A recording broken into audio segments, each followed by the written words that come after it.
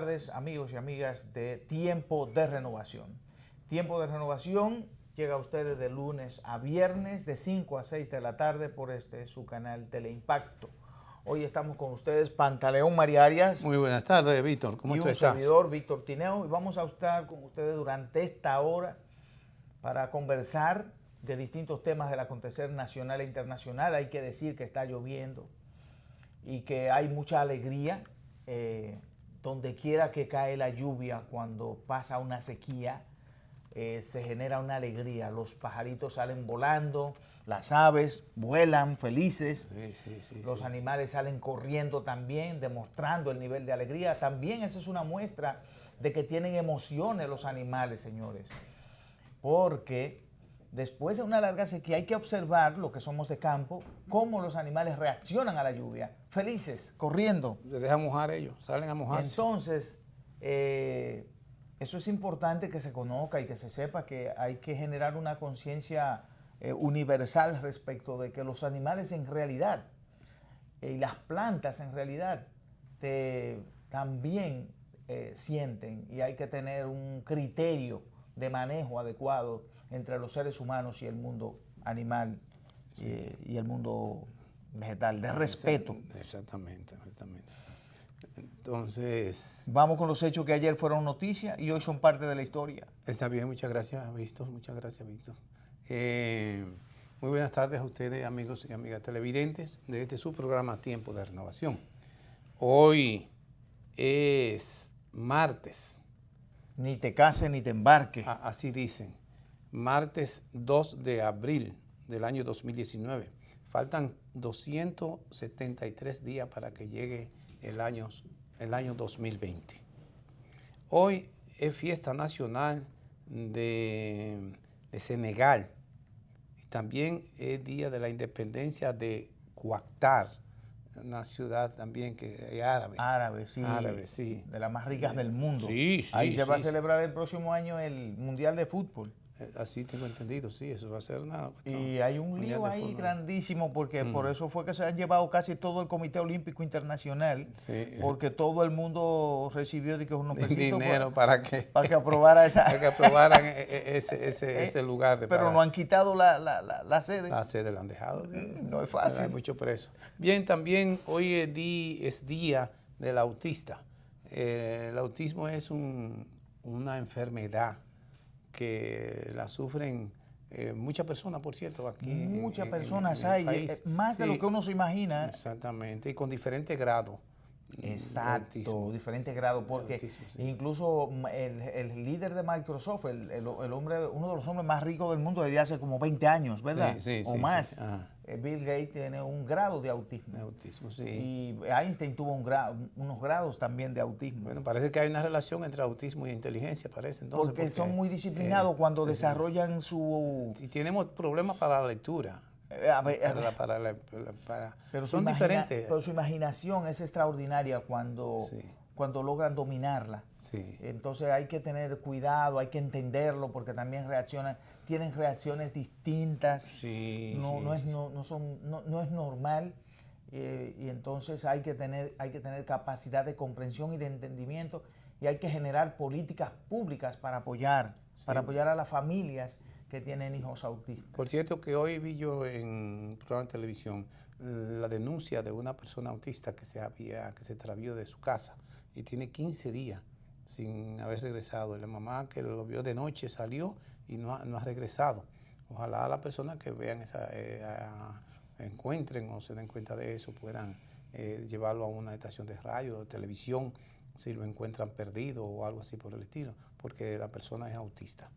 Bien, entonces hoy también, como te decía, un día como hoy también, el año 1805, en su retirada en desbandada, el general haitiano Jean-Jacques Dessalines comete una matanza en la ciudad de Moca, resultando víctimas ancianos, mujeres y niños, inclusive hasta el sacerdote de esa iglesia, según cuentan la historia. 2012, la República Dominicana consigue por segundo año consecutivo un récord Guinness al completar 1000 horas de lectura continua y en voz alta. en un maratón en el que participaron 900 jóvenes. Interesante eso. No sé si se ha vuelto a repetir, que fue en el 2012. No se ha vuelto a repetir. Ahora se está tratando de hacer a lo interno del PLD para tratar de ese récord Guinness construir otro récord Guinness. Leyendo. De lectura, sí. De lectura. Yo creo que ahí van a hacer uno de canciones también. Ahora sí, hay un Carlos Silver que ahora en esta semana, si él continúa cantando, va a tener otro récord Guinness, porque ya él lo tiene, pero él quiere su propio récord Guinness superarlo. Bien, y en el 2013 la Cámara de Diputados aprueba a unanimidad el proyecto de ley que dispone la exhumación y el traslado al Panteón de la Patria de los restos del coronel Rafael Tomás Fernández Domínguez, uno de los iniciadores, de los individuos más esforzados que tiene en la historia de la República Dominicana. Es bueno leerse, hay un libro que escribió la esposa, la viuda, Arlette Fernández. Es interesantísimo porque se ve naturalmente. Yo tengo una idea, él fue traicionado, y no una vez, no, fue traicionado 2 veces, porque la última vez cuando murió ahí en la toma del palacio, que no se podía tomar, que no, realmente la Chapelle... Las condiciones no estaban dadas. No, que ya habían intentado y no habían podido. Entonces, lo agarraron y lo mataron directamente a él. Directamente lo mataron a él, a este otro señor, Íñigo Capozzi, que era el hombre que entrenó a los Rana en Caldera. Era un tipo y tenía experiencia de la guerra, porque era italiano y vino de la Segunda Guerra Mundial.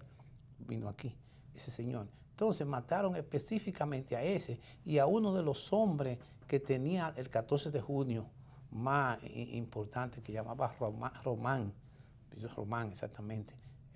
Fueron 2 personajes muy importantes y mataron exactamente a Fernández Domínguez y, de acuerdo a las acusaciones que se hicieron esa vez, no fueron los guardias del CEFA que se encontraban en el Palacio de Reconstrucción Nacional, no fueron ellos. Se encontraron balas de alto calibre que nada más lo tenían las personas que estaban dispararon las armas contra Fernández Domínguez desde ahí, desde el corredor que había. Por eso no encontraban balas. O sea, que se piensa que no fueron las armas del Palacio, no. Del Palacio, sino no, desde el corredor, otro. exactamente. Y por eso tú piensas que fue una traición. Sí, no por eso no, por muchas cosas más que uno conoce. Fue una traición, porque el coronel La Chapelle dijo, no se puede hacer esa incursión, porque ellos ya están preparados. Además, él mismo dice, fue una incursión totalmente que no era de guerra, porque todo el mundo sabía que iba a haber esa incursión o sea, que los puertorriqueños estaban esperando además, seguro, guerra avisada. No, y además, aquí en este país habían 80 miembros de la CIA, habían 20 del FBI y habían 36 del con ejército. Toda la información.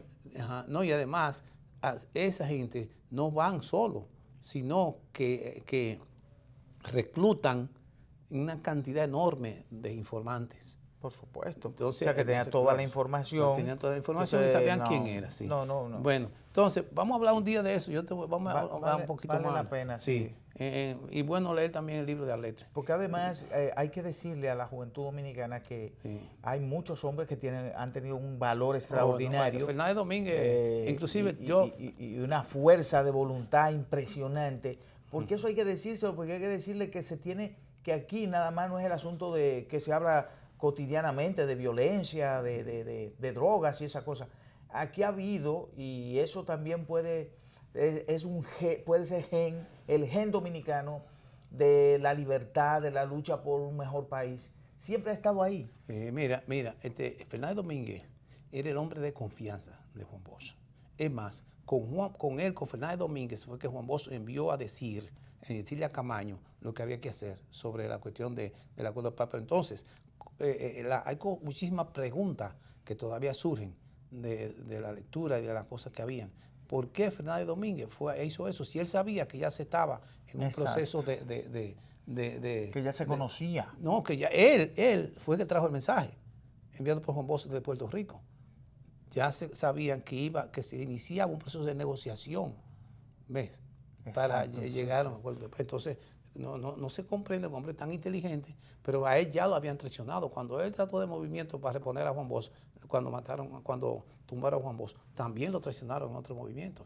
Entonces quiere decir que esa fue la segunda traición ya definitiva, porque era un hombre 100% patriota. A mí me tocó el honor de solicitarle a Juan Bosch por escrito que se le pusiera el nombre de Rafael Tomás Fernández Domínguez al Comité Intermedio pero que excelente. Sí, sí, hay que hablar de él. Vamos a ver cuándo podemos traer a... El cumpleaños los 19 ahí lo mataron el 19 de mayo.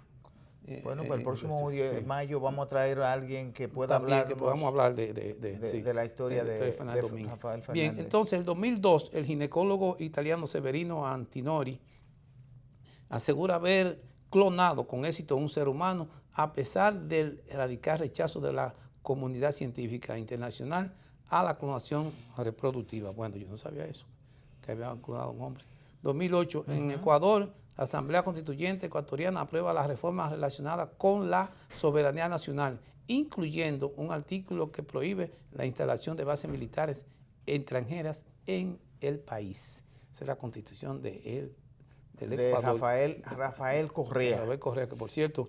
Que ahora hay un presidente que se llama Lenín Moreno, que fue su vicepresidente. Por cierto... Y ha iniciado una campaña bestial en contra de... No, lo grande es que perdieron la municipal. Acaban de perder y esa es una señal clarísima de que el pueblo ecuatoriano está dispuesto a sacarlo del poder. Ya seguro que sí. O sea, bien, eso es irreversible. Es irreversible. Él se va. Ellos perdieron y ganó el correísmo.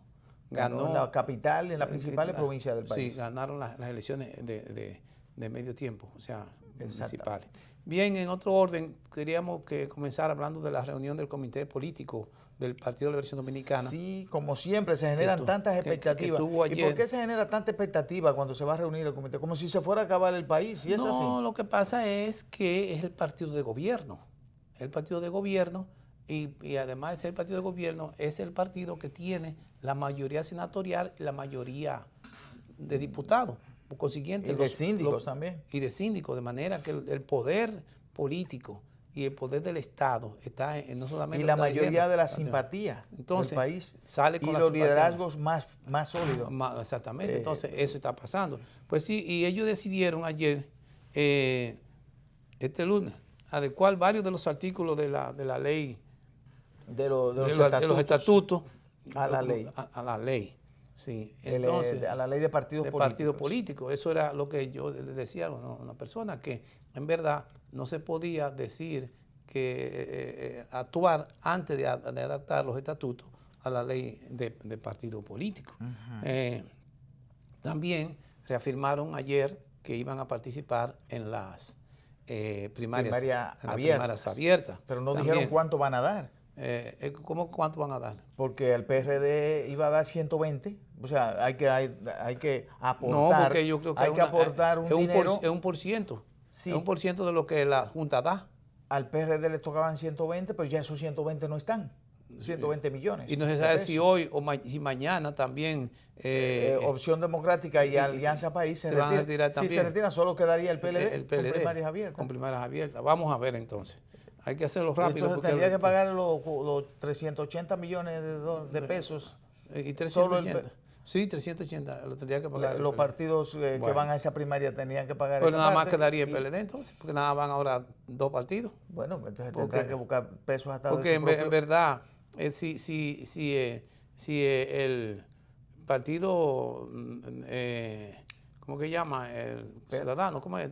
Alianza País. Alianza País. Tiene que pagar. Opción Democrática. Pero Opción Democrática no recibe dinero. No, tiene que pagar 30 millones ellos. 30 o 30 millones, ¿cuánto? 30 millones. Entonces, si tiene que pagar 30 millones, a ellos tampoco la Junta le da la cantidad de dinero que le da al PLD y le da al PRD y al Partido Reformista. No, por eso a ellos le toma 30 millones, al PRD 120, al PLD qué sé yo cuánto. Pero que de lo que le den, lo que le quedarían, entonces lo más seguro si le dan 50, qué sé yo. 50. Lo que le quedarían son 20 millones. Y 20 millones no le van a dar para una campaña. Ellos de están manera que entonces es preferible que ellos van a la alianza, ellos van a la primaria abierta, pero sí se la pagan.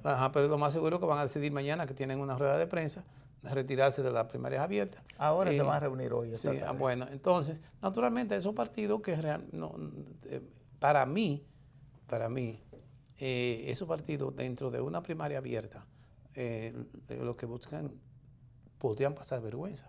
Porque antes, por ejemplo, el PRD fue una vez a una primaria abierta, no pasó vergüenza porque dijo lo que... Eran solo ellos, porque no, ellos decidieron hacer primarias abiertas. Pero no solamente eso, sino que también ellos contaron los votos.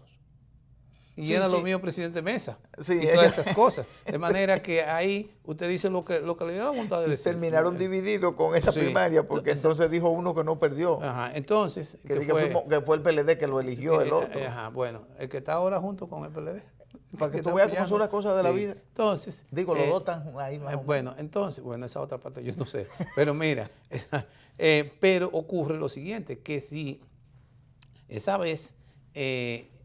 la situación era que el mismo partido ponía la mesa, tú ves, ponía los platos, tendía la mesa, ponía los platos y ponía la comida. Y después entonces se la servían entre ellos mismos.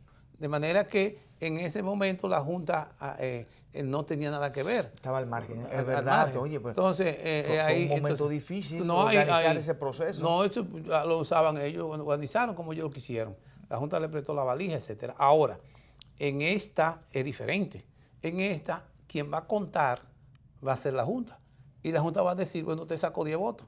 Yo pienso por eso que Alianza País hace bien, si es que lo hace mañana, voy, en su rueda de prensa, se retira de la primaria. Lo más prudente es eso, porque primero no le va a quedar dinero para hacer la campaña. No tiene. Aunque la campaña va a ser... No, porque ellos dicen, ellos están claros en un punto. Ellos van al proceso, pero si no tienen que pagar. No, porque ya hace tiempo que le dijeron que tienen que pagar. Ya hace tiempo. Pero el segundo... Si ellos tienen que pagar, entonces ellos no van a ir a ese proceso. Entonces, es lo primero. Segundo, no tienen que... Además, también hay una cosa de carácter lógico. Ese partido tiene...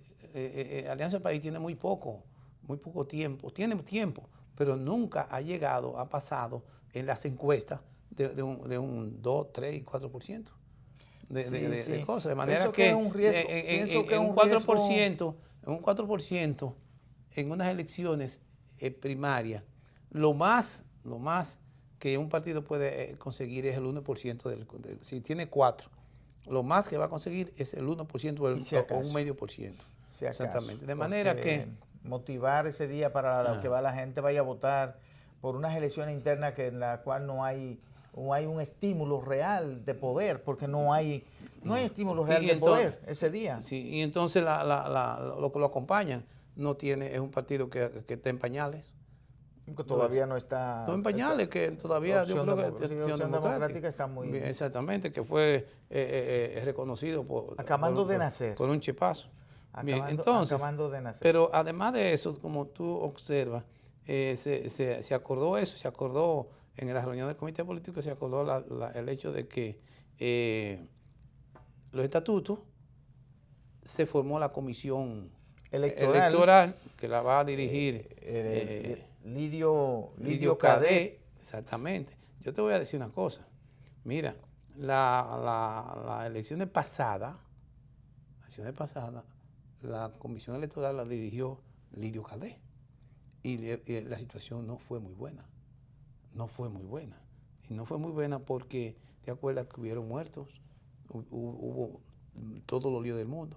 Y no se llegó a ninguna conclusión. Ni de la investigaciones que se hicieron. También se dijo que hubo ¿cómo se llama?, motivación por parte de dirigentes del PLD hacia el voto, hacia el adversario. De toda cosa hubo ahí. Pero fue aquella vez, naturalmente, fue en la primaria. Ah, no, fue la primaria interna. Fue el lío de Santiago, el lío de Santiago y de Higüey, en MEAP. Lo que pasa aquí es que, en el Distrito Nacional, en la zona norte de la capital. En Higüey le dijeron al mismo líder, mire, hay este problema, va a ocurrir esto y hay que hacer esto.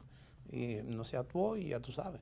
Yo pienso que ahora la diferencia es que como tenemos acá a la Junta Central Electoral, que va a estar ahí también, la Policía Electoral, y además porque la ley de partidos políticos criminaliza algunos actos, creo que pudiera ser mucho más viable. No, ahora la situación va a ser diferente, o sea, porque los candidatos lo va a dirigir la Junta, va a decir son tantos, esto te gastó tanto y así, porque la pasa es que en ese momento quien contaba eran los delegados a la mesa, que eran miembros también del partido y que muchos eran hasta candidatos. Exactamente. Y además tenían simpatía por un candidato. Entonces, en verdad, eso es problemático. El control era muy difícil. Y la facilidad para hacer fraude y cosas se dieron y eso fue todo ahora. Ahora la situación es totalmente diferente. Entonces, eso pasa. Como tú ves, tampoco se acordó eso. Ahora, también se acordó abrir el padrón. ¿Ves? Sobre la cuestión del padrón. Que ahí yo le quería preguntar a usted, que tiene la experiencia sobre lo que es la organización del Partido de la Liberación Dominicana, que ha pasado por varias etapas, pero el crecimiento del PLD históricamente fue un crecimiento exponencial, elecciones tras elecciones, y la cantidad de miembros no era mucha, sino que era una cantidad de miembros limitada, pero con una calidad extraordinaria. Eran dirigentes que tenían una condición de disciplina y de entrega especial. Pero cuando se abre el padrón del PLD, donde ya no hay que hacer el procedimiento para ser miembro del partido, se creció de una manera impresionante. Ahora bien, una de las razones por las cuales no se pudo realizar el proceso de acuerdo a lo que dicen, lo que defendían las primarias abiertas, uno de los problemas era que ese padrón tiene muchas dificultades. O sea, es un padrón que no está auditado y demás. ¿Qué le parece a usted que antes de auditar el padrón y de resolver el problema interno, se abra a que lleguen más miembros al Partido de la Liberación Dominicana? ¿Esa es la solución al problema? Bueno, dependiendo de cuál será el problema. Porque no se pudo hacer primarias cerradas porque decíamos que ese padrón no tenía tenía las condiciones. O sea, no, que era un padrón que no estaba auditado. No sabía si eran más o menos, porque hubieron dos padrones en un momento dado. Ahora, ¿qué ocurre? La cuestión no sería si el padrón es bueno o es malo, si está abierto o está cerrado o cómo es. Ese no sería el problema. El problema es, y la razón es, ¿para qué se va a hacer se va a abrir el padrón si las primarias van a ser abiertas? O sea, que todo el que quiera ir a votar por el PLD va y lo hace, porque va a hacer con el padrón de la Junta. Y todo el que quiera ir a votar, entonces podrá ir, porque eso es primarias abiertas. Entonces, ¿para qué van a abrir padrón? Es porque entonces van a votar con el padrón. Porque si es que se va a votar con el padrón, entonces no serán abiertas, serán semiabiertas. Pero yo digo también, entonces, lo que yo me pregunto es, pero si tenemos un padrón que tenemos que auditarlo, que tenemos que limpiarlo, como le llaman, ¿por qué primero no nos abocamos a limpiar ese padrón, a que sepamos exactamente cuántos miembros es que hay, y antes de seguir entrando más personas? Pero yo te voy a poner lo siguiente, ahora a ti. Sí, el último padrón tenía 2 millones. 2 millones. Bueno, está bien, suponte. Sí, porque el PLD sacó ¿cuántos millones de votos? ¿Cuántos sacó? 2 millones y pico, 2 millones y medio. Entonces es normal que pueda tener, pero a la primaria interna no asistieron esa cantidad de personas. Por lo general vota un 20, un 25%. Sí. Ahora, lo que yo te voy a decir una cosa. Por ejemplo, el doctor Leonel Fernández casi tiene un millón y pico de firmas. Dice que el 5 de mayo va a presentar al país 2 millones de firmas. De abril será. 5 bueno, de mayo. 5 de mayo está bien. Bueno, pues, si va a presentar 2 millones de firmas, 2 millones, dijiste tú. 2 millones. 2 millones, eso es lo que se ha dicho, ¿verdad? Pero suponte que en este momento tiene 1 millón y pico, tiene 1.500.000. Si tiene 1.500.000 en este momento de firmas, toda esa gente entonces irán al padrón del partido. Pero hay gente que firma, pero que no quiere pertenecer a ningún partido. Pero te digo yo que si irán al padrón del partido, entonces tendrán que ir, porque esos 2 millones de gente entonces irán una parte o irán todos. O sea, porque si se abrió el padrón, se abrió para que todo el mundo entre. A pesar de que desde que el partido decidió hacer eso, o sea, el padrón habría que abrirlo o cerrarlo en un momento específico cuando la votación era interna. Cerrada, era padrón cerrado. Entonces, no se podía crear ni tener más miembros a partir de una fecha en que el padrón estaba cerrado. Se cerraba. Entonces, ¿para qué abrirlo ahora si no va a haber primaria cerrada? Exactamente. Ahora no se entiende que ahora haya tanta preocupación por abrir el padrón del PLD, cuando definitivamente a esas elecciones va a ir a votar todo aquel que quiera. Todo el dominicano. Porque antes se hacía eso. Por ejemplo, si un candidato decía, estamos formando comité de base, estamos formando gente para entrar al partido, pero con el padrón, porque esa gente van a estar dentro del padrón, y como van a estar dentro del padrón, van a votar por mí. Entonces, incluso se generaban unas crisis tremendas, porque había gente que decía que hay quienes quieren abrir el padrón, pero es para hacer trampa, para meter toda su gente. Bueno, pero entonces, eso es lo que se hacía. Entonces, llegaba un momento dado en que el PLD cerraba el padrón. Exactamente. Entonces, los abría, entonces los cerraba para evitar que, aprovechados dentro del propio partido, que van a ser candidatos, se aprovecharan y se quedaran creando comités de bases o creando, inscribiendo miembros y gente. Entonces se cerraba, perfecto. Pero ahora tú no tienes que inscribir a nadie. Tú lo que tienes que hacer como candidato, si las elecciones, si hay unas primarias abiertas y el partido va a ir a ella, el PLD, entonces el padrón que se va a llevar, ¿cuál padrón es? El padrón de la Junta. De la Junta, donde todo el mundo están blancos y cimarrones, ¿verdad? Blanco, rojo, morado y colorado. Todo el mundo está ahí. Ahora todo el mundo podrá votar. Hay algunos compañeros que dicen que los que están inscritos en otro partido no deberían votar por el candidato del PLD. O sea, que los que son del PRD, del PRM, del Partido Reformista, no deberían elegirle el candidato al PLD. Pero espérate. Los que están dentro de ese padrón. Bueno, entonces, para evitar eso, ¿qué se va a hacer? ¿Qué puede hacer? Lo primero es la Junta tendría que hay un software que determina que cada partido envíe su padrón. Que los que están inscritos dentro de esa organización no pueden ir a votar a la organización, porque entonces se los rechaza el sistema. El sistema los rechazaría. Pero en el PLD dice que no, que es con el padrón general de la Junta. No importa que sea de otro partido. Pero óyete esto. Si una persona va a votar y entonces usted, yo soy del PLD, dice, pero ocurre que cuando entra está inscrito en otro partido, en el Partido Reformista, no puede votar. Entonces no puede votar. Pero si en verdad si no es cierto, sino que ese padrón del Partido Reformista quizá nunca ha sido depurado ni nada. Dice, no, pero yo no pertenezco a ese partido ya. Nunca hace muchísimo tiempo. Le impiden el derecho que tiene, porque es un derecho ya. Exactamente. Es un derecho por ley. Entonces le impiden. Entonces va a decir que hay fraude. El derecho al voto. Pero así mismo también. Si va a votar por Andrés Navarro, por ejemplo. Pero no, pero cualquiera, por ejemplo, si cualquiera que quiera, si tú eres del Partido Reformista, del PRD, aquel de Alianza País, o lo que sea, dice, bueno, ese es mi padrón. Y hace así, coge el parte del padrón de la Junta y dice, ese es mi padrón. sin consultar. Entonces, toda esa gente que están ahí. Entonces, ese es mi padrón. No, porque recuérdate que el padrón tiene que mandarlo a la junta de tu partido.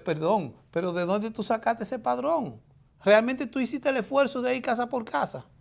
El padrón electoral de tu partido, de tu organización sí, política. Exactamente, porque tú puedes inscribirte en un partido, darle una firma con el fin de legalizar un partido, pero eso no significa que tú quedes siendo miembro del partido.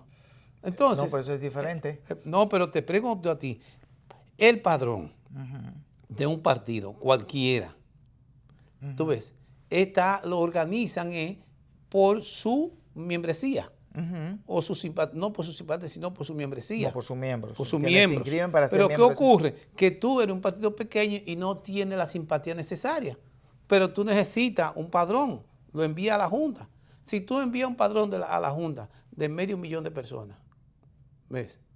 Y ese 500,000 de personas nada más tú has consultado por teléfono, no sé de qué manera, tú nada más has consultado 50,000 o 100,000. Y el resto lo ha cogido del padrón de la Junta. Entonces, ¿qué va a pasar? ¿Qué va a pasar, Víctor?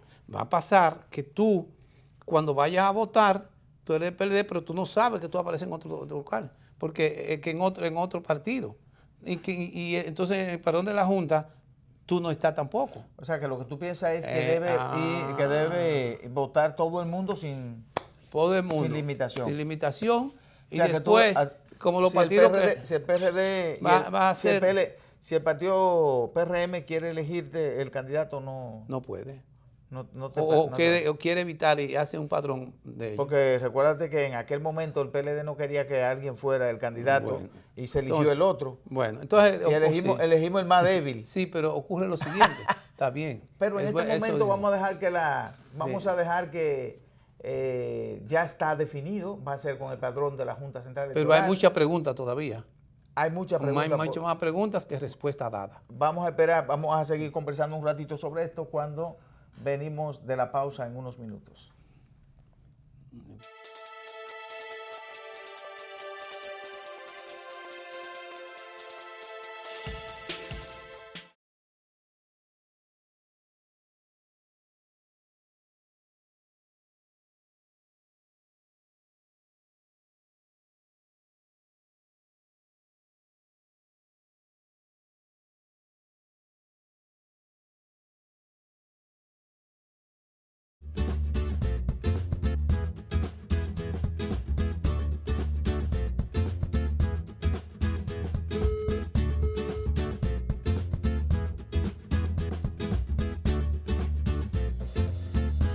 Esto le puede pasar a cualquiera. Sé más cuidadoso con tus equipos.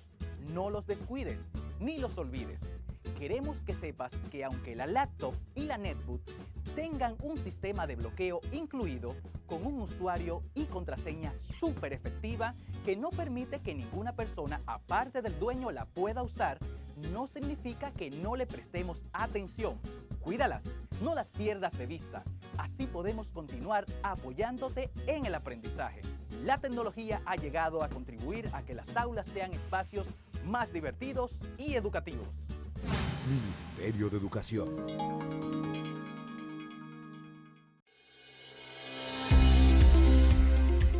En los últimos 6 años, el gobierno del presidente Danilo Medina ha invertido más de 70,000 millones de pesos en alimentación escolar. Este año escolar 2018-2019, más de 22,000 millones. Más de 4,000 centros educativos están en jornada escolar extendida. 1.3 millones de estudiantes están en la tanda extendida, 70% de la población educativa.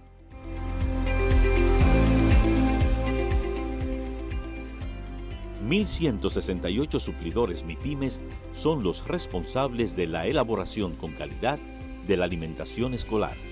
Diariamente, los estudiantes se van a sus casas con el 70% de los nutrientes requeridos.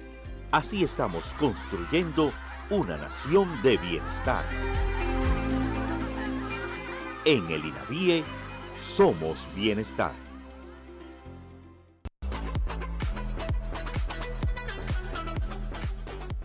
Jennifer año consecutivo estamos realizando el Día Nacional del Cepillado, una iniciativa de la Presidencia de la República para reforzar la importancia del cuidado de los dientes. Estamos realizando esta actividad en conjunto con el Servicio Nacional de Salud, Colgate, la Asociación Odontológica y este año con las estancias infantiles. Estamos abarcando un total de 60.000 estudiantes a nivel nacional. En el INAVIE somos bienestar.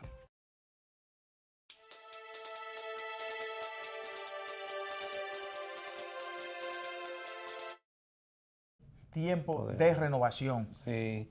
Usted dice que la gente está muy feliz. Ah. Que ayer que estaba, ¿era por la lluvia o ahora otra cosa? Parece que son dos cosas. Va acá. ¿Usted está o no la está lluvia, con la reelección? La lluvia. ¿Usted está con la reforma de la Constitución? Perdón, por fin, porque ¿en qué quedamos? Y vamos a hablar de la gente que está feliz. Ah, ok, no. De la felicidad. La felicidad de la persona de ayer es, primero, por la lluvia, que es interesante, y segundo, por la apertura, nuevamente es la apertura del teleférico. Sí, que según la gente hablaba, oye, alegre, muy alegre, y se montaron unas 7.000 personas, y las declaraciones de algunos dicen de que en verdad la ONSA cumplió con aumentar la flotilla que le la llaman, flotilla, ¿no? La cantidad sí, de guaguas. cantidad de guaguas, pero dicen ellos que habían que hacer una fila enorme, y que esa fila tan enorme, también después que se montaban en la guagua, eso era una cosa terrible, muchísimo calor. O sea que la gente cuando se acostumbra a la cosa buena, ya no quiere soltar. Así es. De manera Hay que felicitar a las autoridades que han hecho su trabajo en el periodo de tiempo que dijeron que lo harían. En 15 días, sí. Y además, eso indica que hay que seguir trabajando para buscar soluciones al transporte con este tipo de soluciones que permiten que las calles no sea el escenario de todos estos tapones y demás, porque en este teleférico llega de una vez la gente. Lo que es el teleférico y el metro son llega de una vez extraordinarios. Son extraordinarios. Soluciones al transporte que son muy viables. Sí, fíjate, en otro caso, hablando un poco de lo internacional, en Haití la situación sigue candente. Hay enfrentamientos entre bandas armadas que dejaron ya 7 muertos en Cité Soleil, o sea, en esa ciudad. En esa ciudad. De manera que son grupos armados. Ojalá a esa gente no se le ocurra coger para acá. Hay un sentimiento, aparentemente, hay que buscar más datos, más información, pero es muy difícil conseguirla.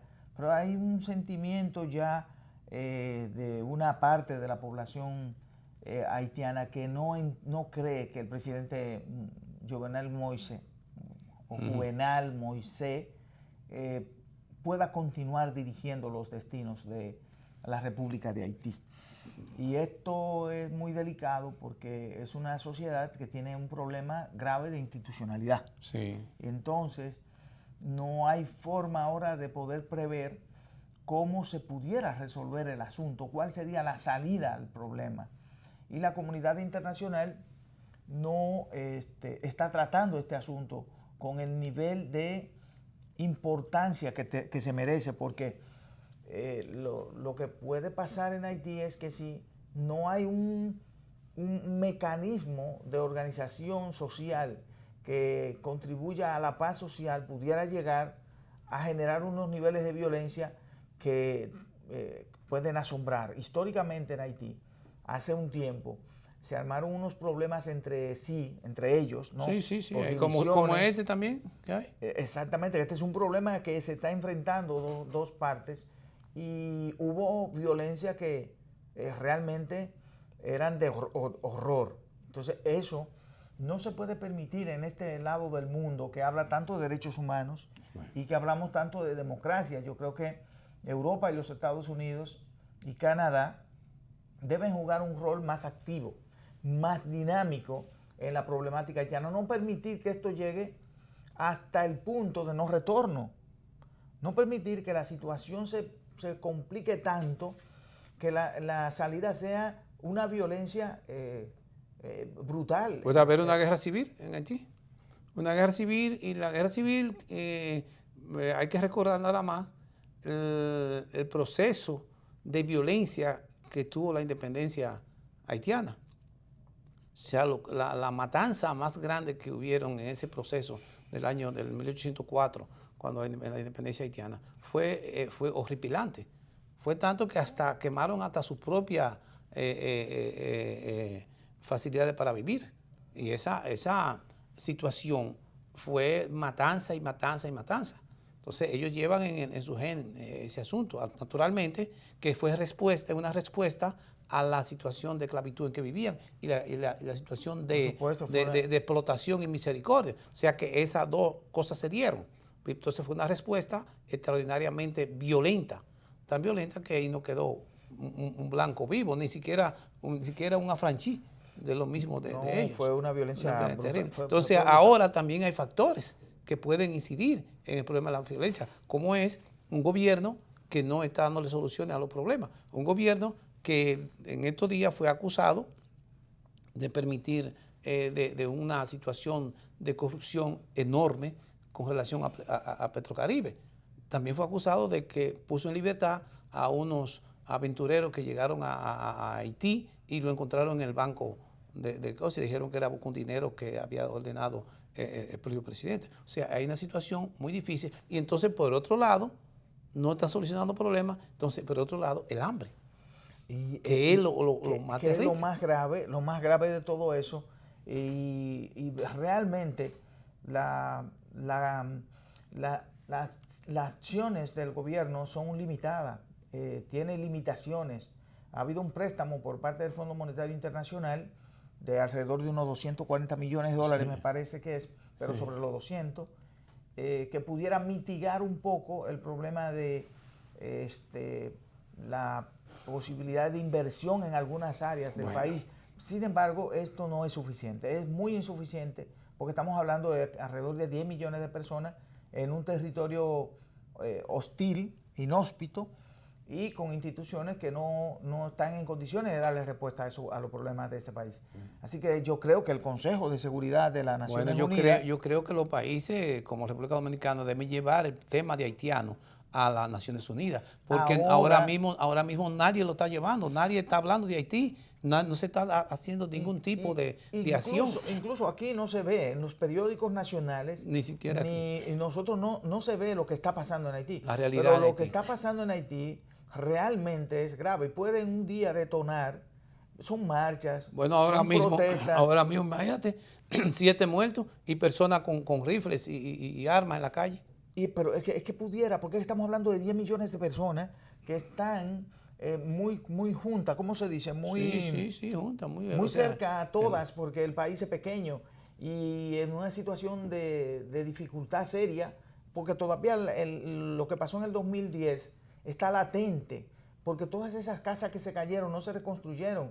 El proceso de reconstrucción... Todavía están viviendo naturalmente, todavía están viviendo en barrancones. El huracán, entonces allí pueden producirse enfermedades impresionantes, allí puede pasar muchas cosas. No se puede seguir siendo tan... ¿Cómo se pudiera? Tan inhumano, diría yo. Indiferente. Indiferente a una situación. El mundo está siendo indiferente a esa situación de Haití. Yo creo que el presidente Trump debería... hay personas que dicen que no tiene... Sí, los Estados Unidos son la principal potencia del globo y es la principal potencia de América. Tiene que jugar su rol y su papel. No, pero también Canadá, también Francia, que son los culpables históricos de la condición, especialmente Francia, de la condición en que ese país ha venido transitando los caminos de la historia. Francia, que todavía tuvo que pagarle millones de pesos para reconocerle la independencia. Y si no fueran por el tema histórico, por lo que pasó, que sea por un tema humano, porque no se vive hablando todos los días de los derechos humanos y de las libertades y de que la gente no puede sufrir tanto. Entonces, yo creo... Hasta el Papa debería referirse al tema de Haití. Yo creo, por eso mismo, que la República Dominicana, pienso yo, debiera hacer una investigación o una comisión, una investigación en Haití de las condiciones en que se encuentra Haití. La realidad, porque nadie sabe exactamente la realidad. Y posibles soluciones. Yo tengo yo tengo pensado una solución en el asunto de Haití, porque el problema del muro no es solución, sino otras soluciones. Pero fíjate, y para que convoquen a la Asamblea de Naciones Unidas y pongan una situación diferente, o sea, puedan darle el frente a la situación de Haití. Por supuesto, y desde mi punto de vista tiene que ser ahora. Sí. Tiene que ser ahora, en este momento en que todavía el presidente Moise puede ser escuchado por alguna parte de la población y que todavía se puede buscar un primer ministro que sea que genere confianza. Hay uno provisional. Hay uno provisional, pero que hay que elegir uno que genere confianza en los actores internos de este país y que pueda haber una salida de estabilidad de cara a los próximos años para que la gente pueda tener confianza y expectativa, porque ¿qué es lo que pasa? Que cuando hay violencia, la confianza, la fe en el país, la expectativa en tu nación, decrece en lo que tú quieres salir de allá. Sí. Y entonces esa no es la salida. Por ejemplo, mira lo que acaba de pasar. ¿Para dónde se fueron a islas turcas, caicos y turcas, me parece. Y 15 personas fallecieron en alta mar. Sí. Y justamente en la zona más peligrosa y más delicada del mar, por donde está infectado de tiburones y demás. Entonces, no podemos seguir permitiendo eso a nivel internacional. Sí. Mira, Víctor, también está pasando la situación en Estados Unidos. El presidente de Estados Unidos, Donald Trump, tomó acciones este lunes para atender lo que considera la creciente crisis humanitaria y de seguridad en la frontera. O sea, está desplegando agentes, muchos agentes de migración en ese lugar. De manera que la situación ahí en la frontera de México y Estados Unidos es una situación explosiva también. ¿Ves? Y Trump está amenazando con cerrar la frontera. Entonces, si cierra la frontera, no habrá facilidades porque entonces dejarían de entrar.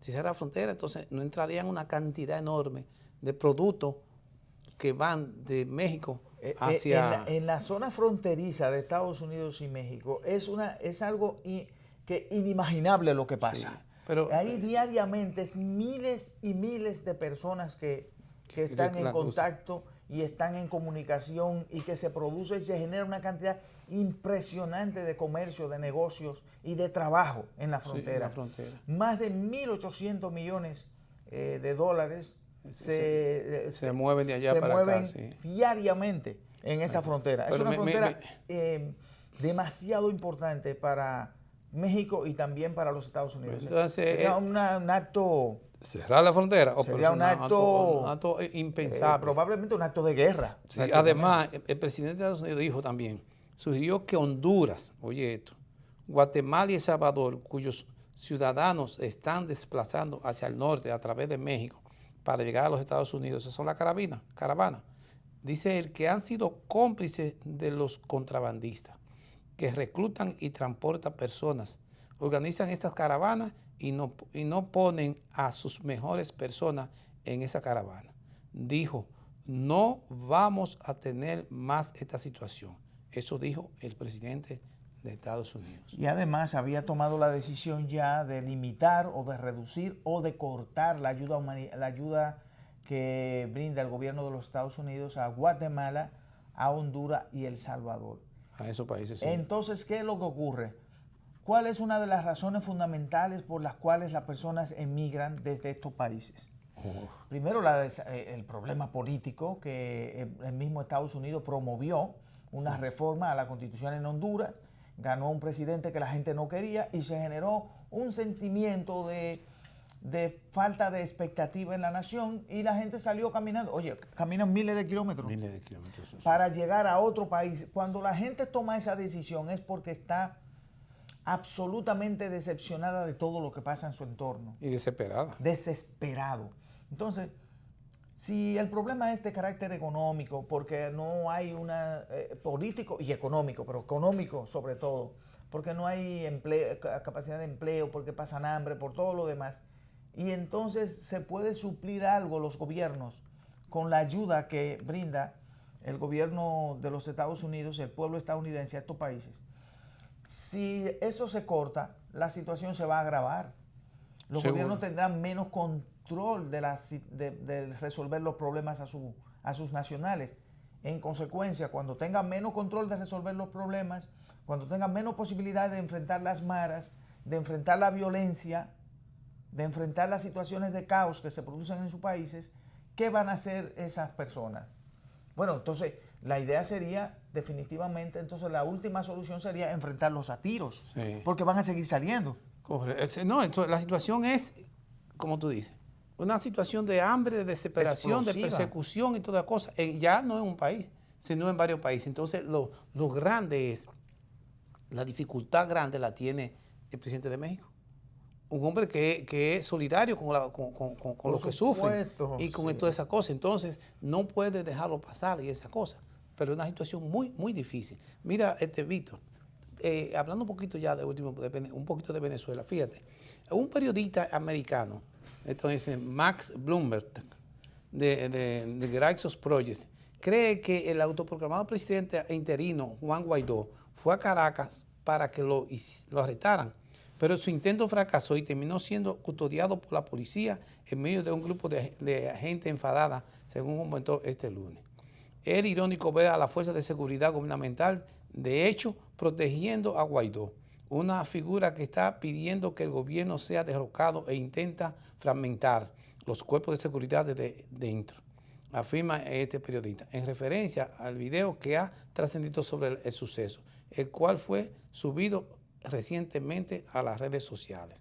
Eso fue lo que hizo este tipo. En las imágenes se muestra a un grupo de gente de clase trabajadora lanzando insultos e intentando llegar a un todoterreno en que al parecer trasladaba por el valle de la capital venezolana a Guaidó a un mitin.